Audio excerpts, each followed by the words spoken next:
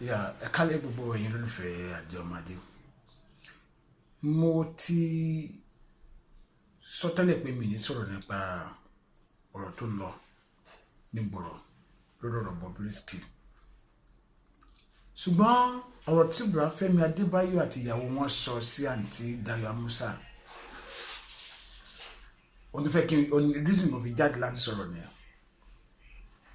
Torí tí mo bá tábà wo fídíò tí àǹtí Dayo release lórí social media platform wọn, mi rò pé wọ́n sọ̀rọ̀ burúkú mbẹ̀.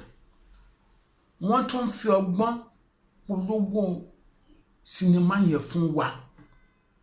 Wọ́n ti narrate character ọ̀gá Fẹ́mi Adébáyò pé character tí wọ́n play nínú role yẹn náà ni wọ́n tún play lójú ayé nígbà tí wọ́n máa announce Bobrisky. Tó túmọ̀ sí pé kò jọ bí àwàdà. Ṣùgbọ́n mo wá rí wípé ìyàwó Fẹ́mi Adébáyò jáde ó ń sọ̀rọ̀ àwọn ọ̀rọ̀ kan tó nítumọ̀ sí àǹtí Dayo Amusa pé ó ń bínú ọkọ ni, ó ń beef ọkọ ni.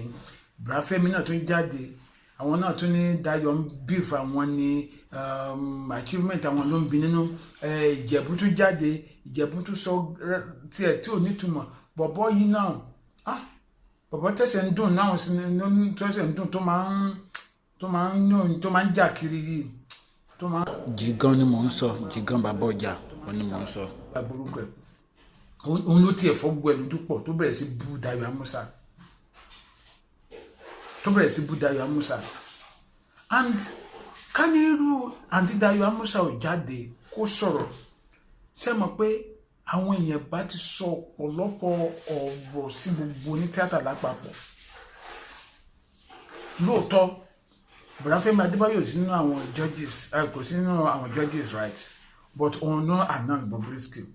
Fourth tí ẹni wípé àgbàlagbà ni ó ju ẹni Ọlájàwó lọ. Mo mọ̀ pé kó tó di pé wọ́n gbé microphone lé lọ́wọ́, wọ́n ti sọ fún tẹ́lẹ̀ pé ọ̀gá o ẹ̀yin ẹ máa announce o, lágbájá dẹ̀ ní kẹ́ bá wa announce. Gẹ́gẹ́ bí àgbàlagbà tó yà yeye, ó yẹ kó lè put on true pé nǹkan yìí kò bójú mu.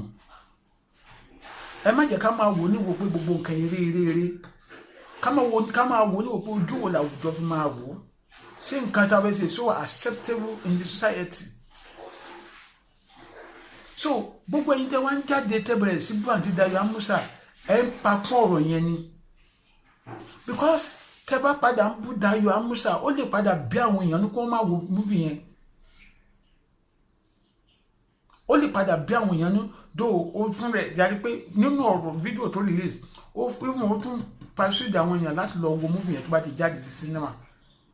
Ṣùgbọ́n tí ẹ bá ń continue láti máa bú torí pé ó sòótọ́ ọ̀rọ̀, àwọn èèyàn ẹ kàn máa fi ẹ fẹ́ fi kó bá ẹni ọlá ni, ẹ fẹ́ fi kó bá ni. So it's more better for you guys kẹrù adákẹ́ bẹ́ẹ̀ yẹn. Tẹ́ ẹ bá ti lè settle ọ̀rọ̀ ẹ má pakun, tẹ́ ẹ bá ti lè settle ọ̀rọ̀ ẹ má pakun, ẹ má dàkun rárá tọ̀. Ó jẹ́ nǹkan tí mi fẹ́ sọ. Àjọmọ̀dé ní orúkọ mi.